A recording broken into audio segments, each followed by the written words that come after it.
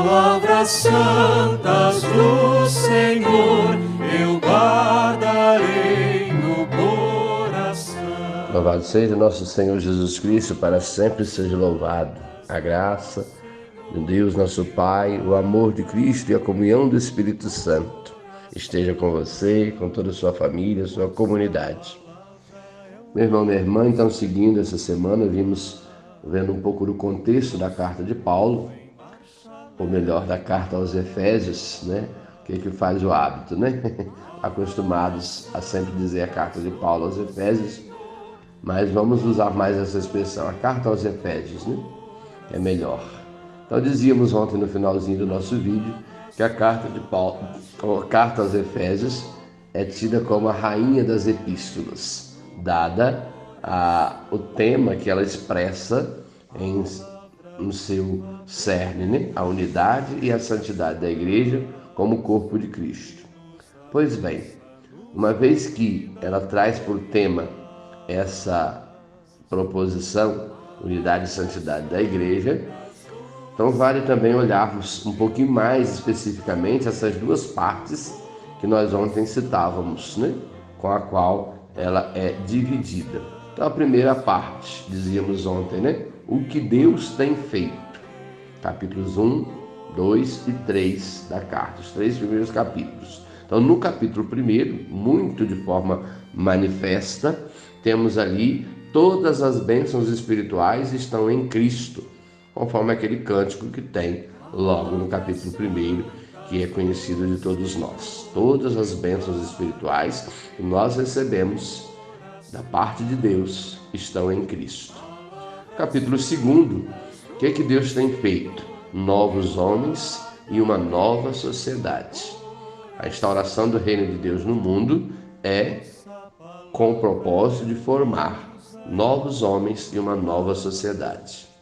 E no capítulo 3, temos então a revelação do mistério oculto em Deus desde a eternidade. Capítulo também que deve ser lido com muita atenção, deve ser lido com muita calma, com muita serenidade, para conseguirmos adentrar esse mistério revelado, oculto em Deus, portanto, desde a eternidade. Conhecermos a profundidade desse mistério revelado. E na segunda parte, os 3 últimos capítulos, 4, 5 e 6, temos aí então o que diz respeito a nós, comunidade, o que nós precisamos fazer. Os 3 primeiros capítulos, o que Deus tem feito, e a partir daí, o que nós, católicos, cristãos, havemos de fazer. Capítulo 4, unidade e a diversidade na igreja.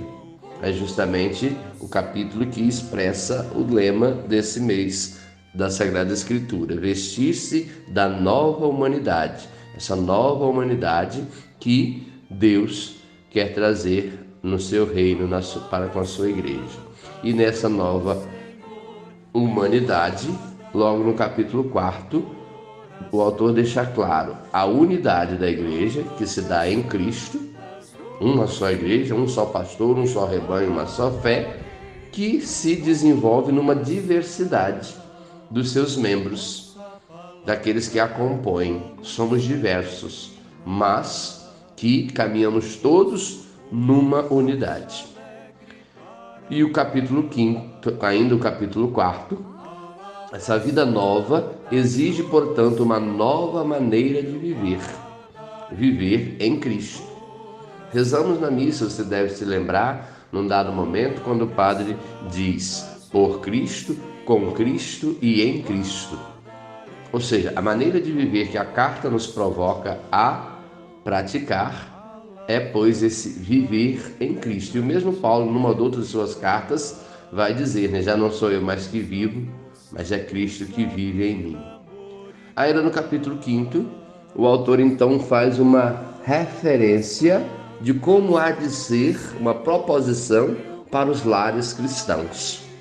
O comportamento, a relação do marido para com a esposa e vice-versa, a relação a autoridade dos pais para com os filhos, no que tange ao respeito, à obediência, como tratar um ao outro, ou seja, o autor dá um adendo, ou faz um aceno, ou dá de fato uma exortação de como há de ser uma família, um lar cristão. E por fim o capítulo 6, uma guerra espiritual que todos nós, por conta dessa maneira nova de viver, podemos experimentar, né? Essa luta contra os males do mundo, essa luta contra o pecado, essa luta contra as tentações do mundo, é um constante combate espiritual que nós vamos experimentar. Por isso Paulo, em outras cartas, também vai utilizar, valer-se muito das expressões do soldado. E o encerramento da carta. Deus te abençoe e te guarde. Até amanhã, com a graça de Deus. O Senhor eu guardarei no coração,